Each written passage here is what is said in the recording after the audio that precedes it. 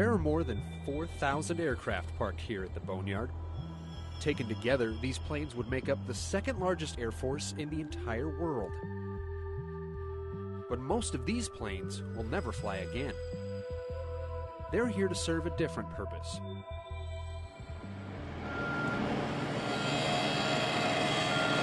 The Boneyard is where the Air Force and every other U.S. government agency sends their decommissioned airplanes to be taken apart, reused in other aircraft, or turned over to the Defense Reutilization and Marketing Office to be sold as scrap.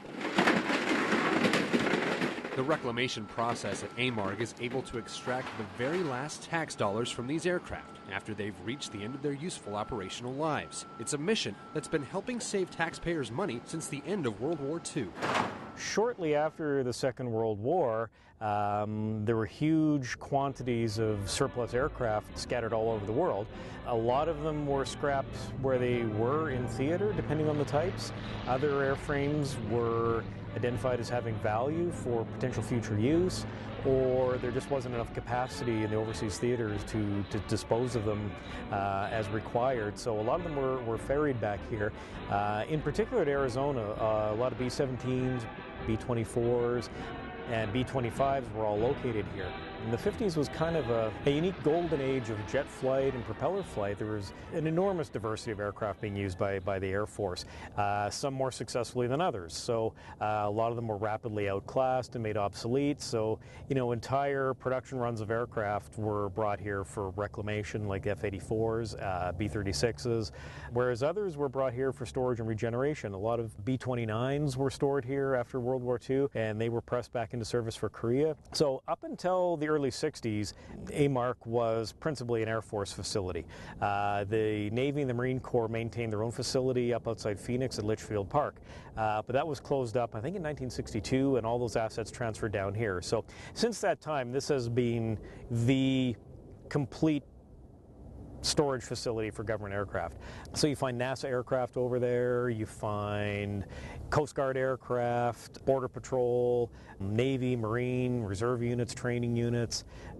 We have a lot of unique airframes here, a lot of one-of-a-kinds or few-of-a-kinds. Behind us here, there's a B-36 Peacemaker. It's special. It is the last production one ever built by Convair. Came off the assembly line in 1958, flew for 2 years, retired out in Fort Worth. It's one of only 4 existing airframes out of nearly 400 built. One of my personal favorites is the Boeing B-52A Stratofortress. It's the oldest Buff in existence, serial number 3. Third one off the production line. It was the principal test airframe and carrier mothership for the X-15 program. So nearly all of the early Gemini, Mercury, and Apollo astronauts all dropped off of our B-52A in the X-15 program. The recently deceased Neil Armstrong was a participant of that program and dropped off our airplane. So it's, to my eyes, it's kind of reeking in history. I really love it. As the Air Force has evolved, so has the Boneyard. During the Cold War, America's determination to outpace the Soviet Union in the space race helped fuel an explosion of technological advancement. Almost as quickly as they were introduced, U.S. military aircraft were regularly phased out as newer aircraft flew faster, higher, and farther. The outmoded airplanes were sent here, and the Boneyard's inventory began to swell. With the Vietnam War came a renewed call for even more advanced bombers and fighters.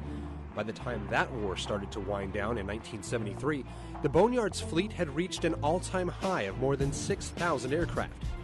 Today, some 4,000 aircraft still sit in the Boneyard, in various stages of the reclamation process. But the inventory here, much like in today's Air Force, is destined to change. You know, as our Air Force becomes more and more technologically reliant, fewer and fewer different types of airframes are being produced. I would expect probably in 20 or 25 years, you'd probably see less than 1,000 aircraft over there, and looking out 40 years, there may not be a need for such a large facility. There will always be a need for the facility, but whether or not you're going to find fleets of KC-135s or fields of F-15s, Probably not. There's 200 some odd F-22s. The F-35 hasn't even really come into full operational service yet, so I wouldn't expect to see any of them even twinkling at retirement for 35 or 40 years. But there's probably several hundred of them, so it's not going to be the same vast, diverse fleet that you see now. So, it is kind of the end of a golden age. Over the course of its more than 60-year history here in the American Southwest, AMARG has become something of an aviation enthusiast's mecca. Wherever you go in the world, anybody who kind of is interested in aviation or airplanes at all, if you mention Tucson, their eyes will go, oh, that's where the Boneyards are, right? Yeah, that's where the Boneyards are. And the Boneyards are here for a very good reason.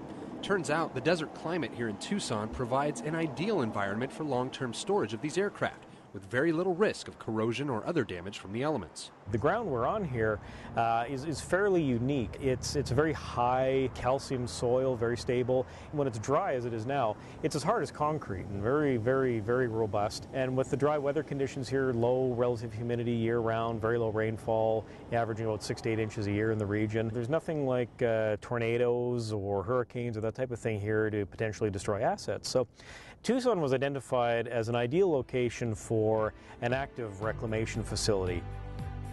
And that year-round sunshine also makes this an ideal location for people to come visit and experience Air Force history in person. Normally, when someone wants to get a good look at some military aircraft, they have to do it through binoculars. But here at the Boneyard, you can get up close and personal with everything from fighters, bombers, tankers, lifters, just about everything the Air Force has flown in the last half-century. Our visitors almost universally enjoy the sense of adventure they feel coming out here in the desert to look at airplanes. We don't rope off our airplanes outside. People are free to get up and stick their head in the wheel well, bump their heads on a propeller, trip over a tie-down cable, run from rattlesnakes. It's the authentic desert experience out here. And it's a big part of our charm and our appeal. One of our sort of taglines is, where you can touch history, and we embrace that. So it's not all just about tearing down old aircraft as newer technology makes them obsolete. Preserving Air Force history has become like a secondary mission at the Boneyard. Along with the Pima Air and Space Museum right across the street, AMARG serves as a sort of monument to the accomplishments and innovations of the past, hoping to inspire America's future pilots, aircraft engineers, and astronauts. Our next generation of aerospace innovators, for all you know, could be wandering around here this weekend, getting that whiff of hydraulic fluid. If we can expose and encourage young people to come out and challenge themselves and find a direction through what we do here, however little, I think it's important work. Time and technology march on. The Boneyard will continue in its mission, taking custody of outdated aircraft, salvaging and reusing every part possible. But except for the small handful of aircraft that are preserved for posterity, once a certain model of jet fighter or helicopter or long-range bomber is gone, it's gone forever. A common misconception that a lot of people have with AMARC is that there's still World War II aircraft over there. We more often than you think, we do get emails or phone calls from people doing family history or have heard legend through one of their uncles or cousins that, oh yeah, there's a Boneyard out in Arizona that's got all these World War II aircraft out there. So they call wondering if their grandfather's B-24 is still parked across the street there, and we have to generally explain to them, no, I'm afraid not. I mean, it was turned into beer cans probably 60 years ago.